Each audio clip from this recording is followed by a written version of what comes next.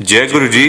Blessing always गुरु जी YouTube channel को subscribe करें और नए नए सत्संग सुनने के लिए बेल आइकन प्रेस करें। हमने गुरु जी से जाके आज्ञा ली कि गुरु जी हम चलते हैं।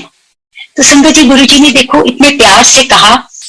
आजकल एम्पायर स्टेट में गुरु जी नॉर्मली कहते थे आंदे रहो, मतलब आते रहिए और ब्लेसिंग्स लेते रहिए।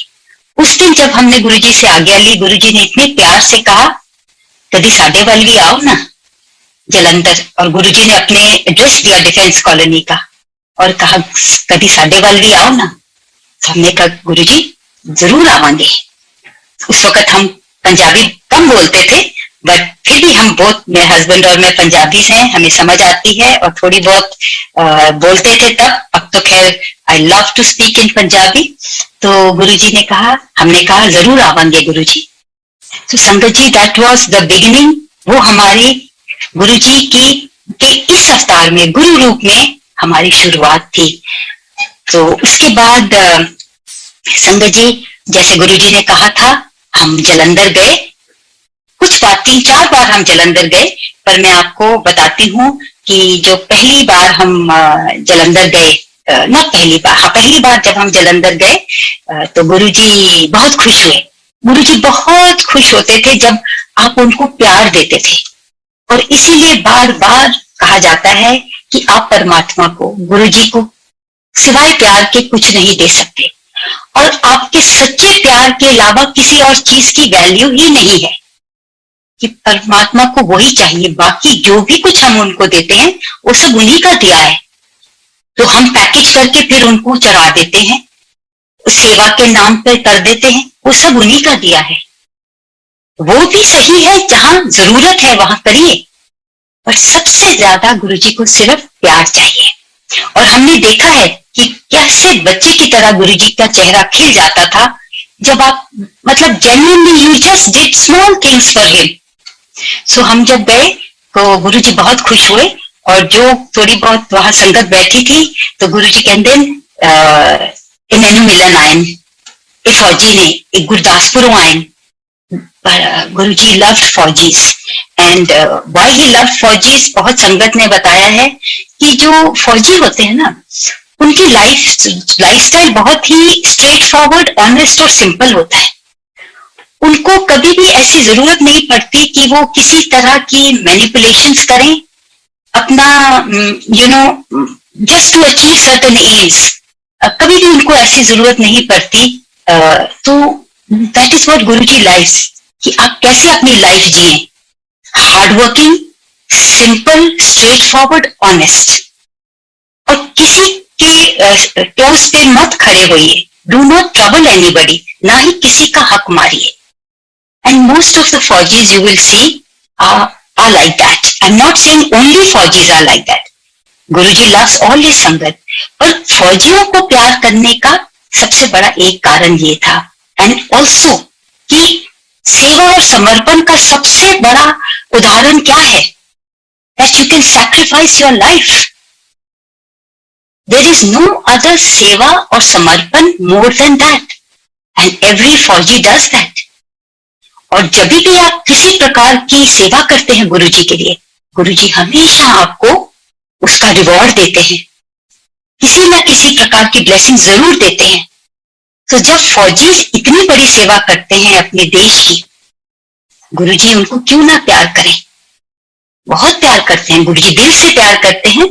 सो इस वजह से भी गुरुजी बड़े प्यार से सबको, गुरुजी ने सबको बड़े प्यार से कहा कि इन्हें मिलन आयन, गुरदासपुर आयन। अच्छा, तो हम गुरुजी के पास थोड़ी देर हम बैठे। फिर क्योंकि जलंधर एक वो भी शहर था जहां से मेरे फादर इन लॉ भी फौज में थे, वो वहां से रिटायर हुए थे, तो हमने सोचा था हम इस बार उनका भी जो रिटायरमेंट के टाइम का घर था वहां जाएंगे और देखेंगे। सो थोड़ी देर हम गुरुजी के पास बैठे, चाय प्रसाद लिया, फिर हमने गुरुजी से आज्ञा ली। जब हम गुरुजी से आज्ञा लेने गए तो गुरुजी ने कहा नहीं, हाले नहीं, तुसी, my husband was a major then, उन्होंने कहा कि मेजर साहब तुसी भी साडे नाल चलो। गुरुजी किसी संगत के घर जा रहे थे, किसी फौजी के घर ही जा रहे थे जलंधर में। गुरुजी हमेशा जाते थे, जैसे अब आते हैं हर सत्संग में, कभी भी गुरुजी अपने संगत के घर एज फ्रेंड्स जाते थे, उनके पास जाके टाइम स्पेंड करते थे। तो गुरुजी की गाड़ी बाहर लगी हुई थी, तो गुरुजी ने कहा कि मेरे साथ तुसी भी साढ़े नाल चलो। अब हमारा माइंड कुछ और था, बट एकदम गुरुजी की जो आज्ञा हुई, हम बस वही चल पड़े गुरुजी के साथ। और जैसे ही बाहर आए तो लाइक आई सेड, हमने देखा गुरुजी की गाड़ी लगी हुई थी, पर गुरुजी कहते नहीं, तुहाडी गड्डी च चलांगे। तो हम बड़े खुश हुए। तो मेरे हस्बैंड, मैं थे, दोनों बच्चे, एंड हमारी हेल्प भी थी, बट फिर भी we had a fear then. But बड़ी खुशी से गुरुजी को हमने अपनी कार में बिठाया, और फिर बैठने के बाद गुरुजी ने डायरेक्ट किया कि कहाँ जाना है। रास्ते में संगत जी, एक जलंधर में पहले, अभी भी होता है कि सर्दियों में फ्रूट जूस वाले स्टॉल्स बहुत होते हैं और सब लोग रुक के जूस पीते हैं। तो सडनली हम, जब मेरे हस्बैंड गाड़ी चला रहे थे, तो गुरुजी ने एकदम बोला कि जूस पियोगे? तो हमने बोला हाँ हाँ गुरुजी जरूर पिएंगे। हमें लगा कि शायद गुरुजी जूस पीना चाहते हैं, तो हम एकदम गाड़ी रोकी साइड में। हमने देख लिया था वो स्टॉल, और मेरे हस्बैंड बाहर निकले। उन्होंने सोचा कि कहीं गुरुजी ना निकल के ऑर्डर करें, और he didn't want him to go and pay। देखिए हमारी जितनी सोच थी संगत जी, हम उसी हिसाब से, for us he was a gentleman, a महापुरुष। एंड गुरुजी ऐसा ही फील कराते थे, ऐसी बातें करते थे कि ये हमें कभी ख्याल नहीं आया कि गुरुजी क्या है। सो एनीवे, उतर के हमने जूस बनवाया, और फिर खिड़की से वो जूस वाले ने लाके दिया। We all had juice. फिर मेरे हस्बैंड ने जब पैसे दिए, तो वो जूस वाला ने बिल्कुल लेने से इनकार कर दिया। उसने अपने कानों पे हाथ लगाया और गुरुजी की तरफ देखने लगा सिर झुका के। तो काफी इंसिस्ट किया, पर उन्होंने पैसे नहीं लिए। तो ये भी गुरुजी की कृपा थी। किस तरह से क्या कल्याण कर रहे थे, गुरुजी को पता है। और फिर हम गुरुजी के साथ उन संगत के घर गए, थोड़ी देर वहां बैठे। फिर हमने जब वहां से आज्ञा ली, तो गुरुजी ने कहा हुन तुसी जाओ। देखो संगत जी, कोई तो कल्याण गुरुजी ने जरूर किया उस वक्त, जो मुझे कभी भी उस वक्त बिल्कुल ख्याल नहीं आया। It is only about 6 months ago, बिल्कुल 6 महीने पहले मुझे इस बात का ज्ञात गुरुजी ने कराया कि क्यों वो हमारी गाड़ी में बैठे थे। क्योंकि अब तो गुरुजी कभी दर्शन देते हैं, कभी टेलीपैथी के थ्रू बताते हैं, मैसेज दे देते हैं। वो बिल्कुल उन्होंने मुझे क्लियरली समझा दिया, क्योंकि इस कार का एक एक्सीडेंट था, बड़ा एक्सीडेंट लिखा था। और वो मेरे father, I will not go in to detail, क्योंकि फिर I will not be able to cover much. मेरे फादर इन लॉ की जो पत्री थी, उसमें क्लियरली लिखा था, and sangat ji, everything that is written in that patri was true for my father in law, everything. और ये भी उसमें लिखा था कि एक वाहन का एक्सीडेंट है, और जिन लोगों में जो उनमें थे, और जो लोग उस कार एक्सीडेंट में होने थे, उनके फर्स्ट लेटर्स लिखे थे। मेरे हस्बैंड का नाम उसमें नहीं था, पर मेरा नाम था। सो संगत जी, दैट एक्सीडेंट नेवर हैपेंड। तो 6 महीने पहले मुझे गुरुजी ने समझाया कि क्यों वो हमारी गाड़ी में बैठे थे। तो गुरुजी की जो ब्लेसिंग्स है ना, गुरुजी जरूरी नहीं हर बात आपको बता के करेंगे। जैसे मैंने कहा, जितना वो बताना चाहते हैं उतना ही वो बताते हैं, जितना जताना चाहते हैं और कब बताना चाहते हैं वो तभी बताते हैं। So this was a very very beautiful blessings. और उसके बाद एक और बात, मैं एक और अपने जलंधर का बड़ा प्यारा सत्संग सुनाना चाहती हूँ। एक बार मैं अपनी मदर को लेके गई, मेरी मदर दिल्ली में है।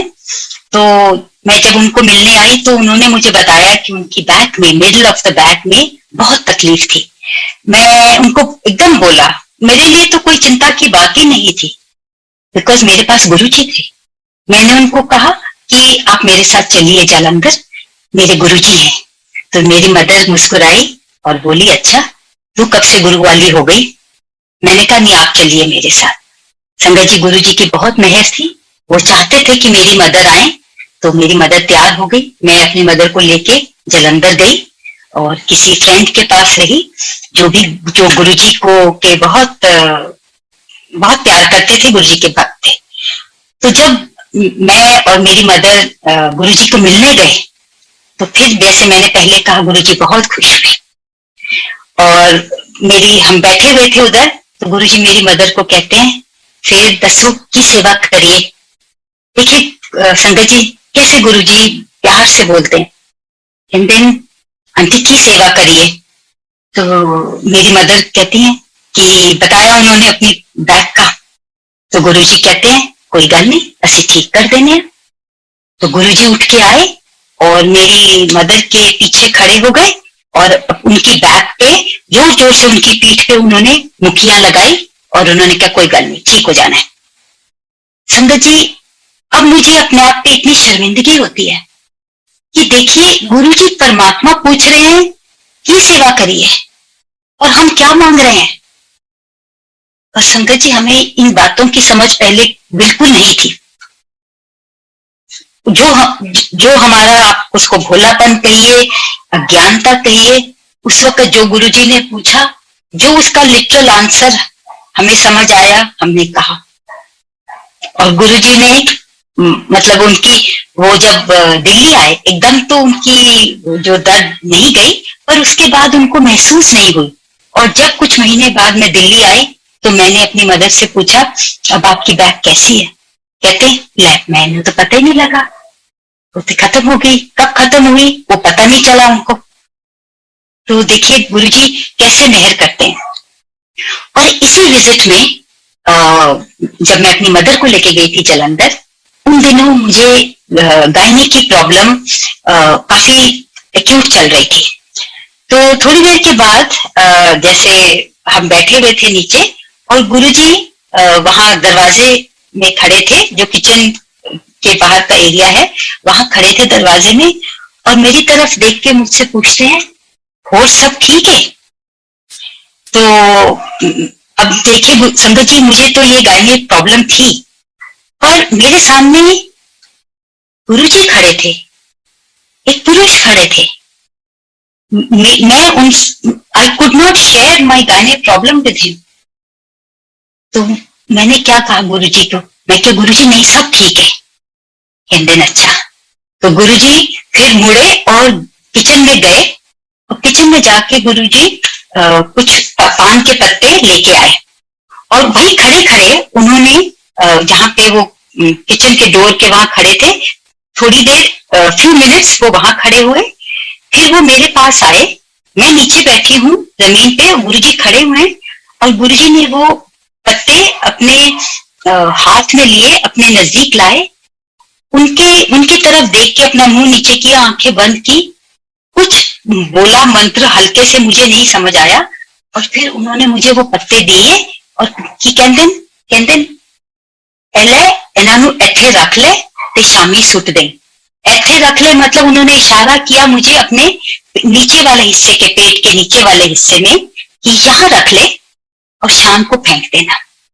संगत जी देखिए मैंने गुरुजी को कुछ नहीं बताया, पर गुरुजी को सब पता है क्या किसकी लाइफ में चल रहा है और क्या वो कल्याण करना चाहते हैं।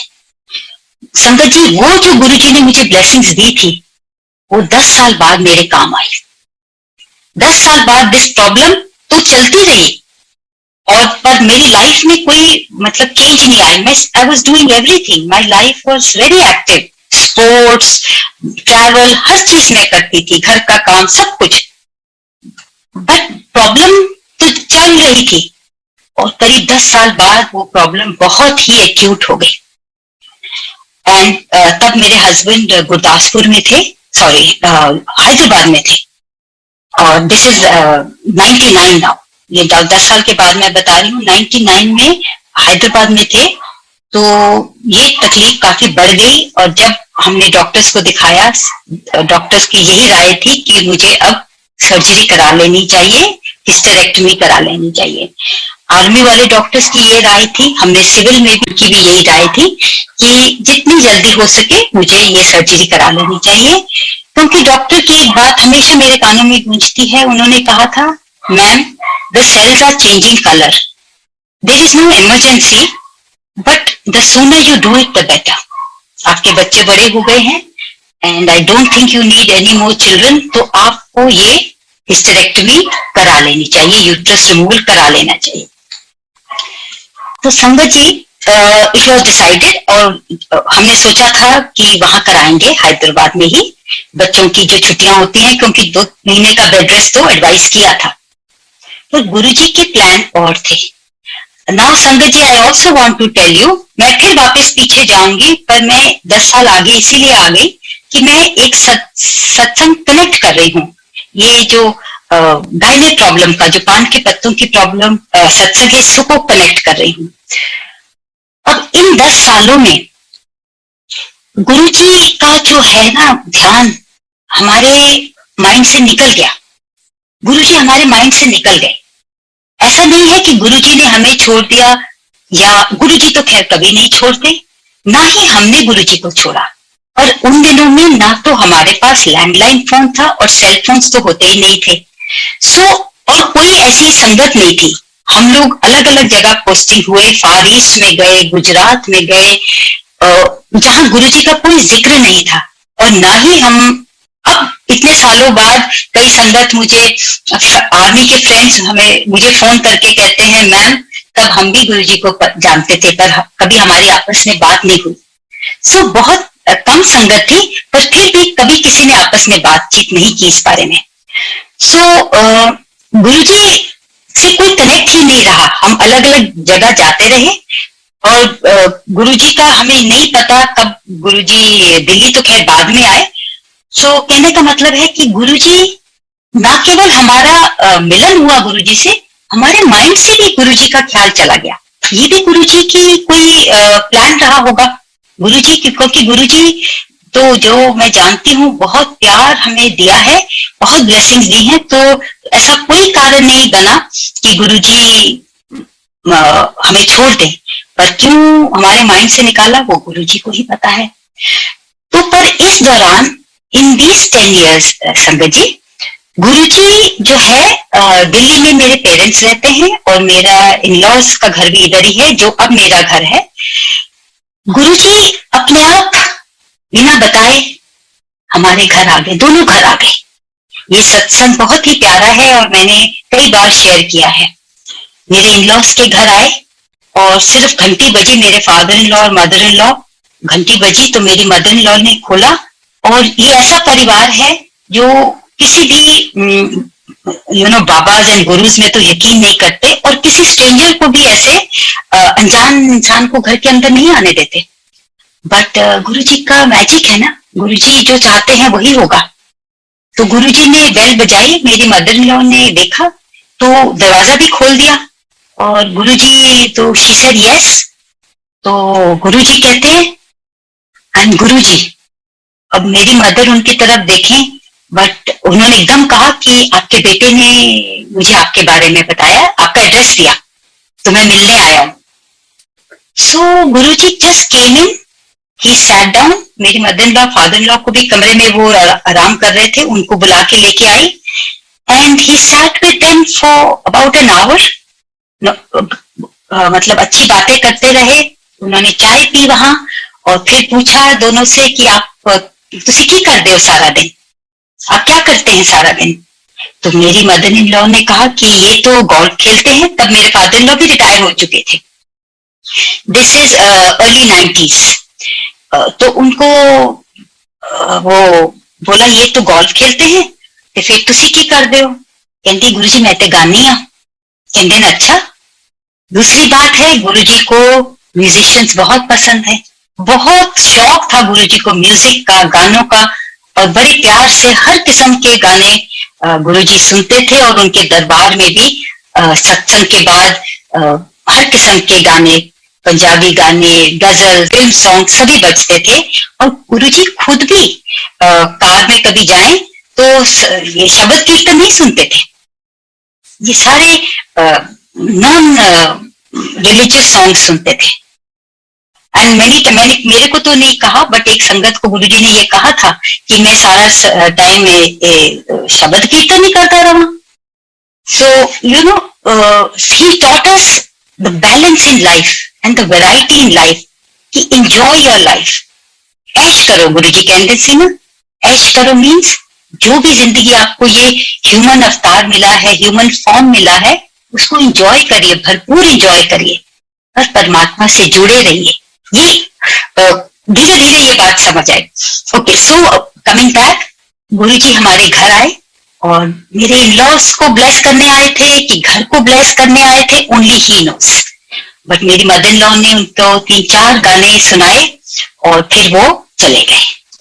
मेरे पेरेंट्स के घर भी गए, वहां भी just Guru ji just came without any information और वहां किसी संगत के साथ गए थे. मेरे घर में, यहाँ मेरे अपने घर में डिफेंस कॉलोनी में अकेले आए थे गुरु जी. और मेरी मदर बताती हैं कि उनके घर किसी पहली बार किसी संगत के साथ आए थे, किसी ऑफिसर के साथ आए थे शायद. वहां पे मेरी मदर तो मिल चुकी थी जालंधर में, तो वो पहचान गई और गुरुजी ने उनके घर बैठे मेरे फादर से बड़े प्यार से बातें की और उनको बोल के गए कि तू दिल का बड़ा साफ है. बहुत प्यार भरी बातें की और काफी देर वहां भी बैठे. सो संगत जी, क्या गुरुजी ब्लेस करना चाहते थे? मैं तो सिर्फ गुरुजी को थैंक यू कह सकती हूँ. और नेक्स्ट डे मेरे फादर की खान मार्केट में शॉप थी, अभी भी है. Only my father is now with Guruji के साथ है, मेरे पापा, but my brother and his family वो बुक स्टोर चलाते हैं.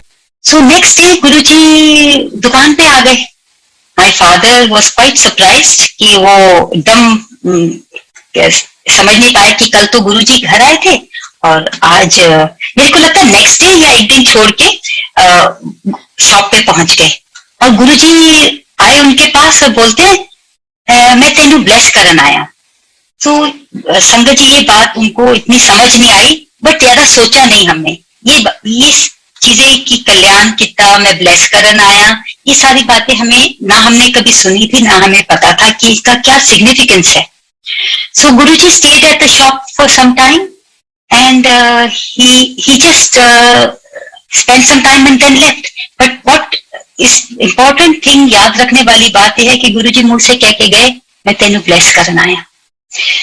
तो संगत जी देखिए, आज के टाइम में ऑनलाइन शॉपिंग इतनी है, कई बुक स्टोर्स बंद हो गए हैं, बट मेरे फादर की बुक शॉप, जो अब मेरे ब्रदर की बुक शॉप है, उनकी फैमिली की, it is doing very well. Not only selling books, बहुत कुछ और उनका काम बढ़ गया है. मेरे परमात्मा की मेहर है, गुरुजी के चरण पड़े हैं उनकी दुकान पे, उनके घर पे, मेरे घर पे. इससे ये बात मेरे लिए बहुत बहुत ही खुशनसीबी वाली बात है. सो देखिए, गुरुजी आपको जताते नहीं है किस लिए आए, अपने आप आ जाते हैं. किस लिए वो कल्याण करके गए, that only he knows. इस बात से मुझे जो याद आ रहा है कि जब गुरुजी मेरे पेरेंट इन-लॉज को मिले थे, उसके बाद I think may be a year later my father, मेरे फादर इन लॉ को पहला हार्ट अटैक हुआ, बहुत सीवियर हार्ट अटैक हुआ. वो टेनिस खेल रहे थे और टेनिस कोर्ट में ही वो गिर गए और एकदम इतना सीवियर था कि जो उनके साथ खेलने वाले थे वो फटाफट उनको गाड़ी में बिठा के आर्म फोर्सेस क्लिनिक क्लब के नजदीक ही था, विद इन कुछ ही मिनटों में वो वहां पहुंच गए. ये सारी बातें मुझे संगत जी बाद में समझ आ रही हैं, जैसे जैसे गुरुजी मेरे माइंड में डालते हैं कि क्या हुआ, क्यों आए. That's my understanding. तो उनको वहां ले गए और वो जो आर्म फोर्सेस क्लिनिक है, शाम के 4 बजे के करीब संगत जी वहां ज्यादा डॉक्टर नहीं होते हैं और स्पेशली सीनियर स्पेशलिस्ट तो बिल्कुल नहीं होते. और उस वक्त जब मेरे फादर इन लॉ को वहां ले गए और जब मेरे फादर इन लॉ वहां पहुंचे, उनको he was not in the good state. In fact बाद में उन्होंने कार में मुझे, बाद में जब हम बातें करते थे, उन्होंने कहा कि गाड़ी में ही मुझे फील हो रहा था that I am passing through a tunnel. मैं एक टनल के थ्रू जा रहा हूं. तो मैंने पूछा, पापा आपको क्या लगा, आपको किसी के याद आई? कहते मुझे कुछ भी याद, ऐसा किसी के चेहरे नहीं आ रहे थे, मेरा मन बड़ा शांत था. कोई अटैचमेंट मुझे नहीं हो रही थी, मैं सिर्फ एक मुझे महसूस हो रहा था, एक मैं टनल के थ्रू जा रहा हूं। सो संगत जी, इन बातों से यही मुझे समझ आता है that he was moving to the other side, to the other world.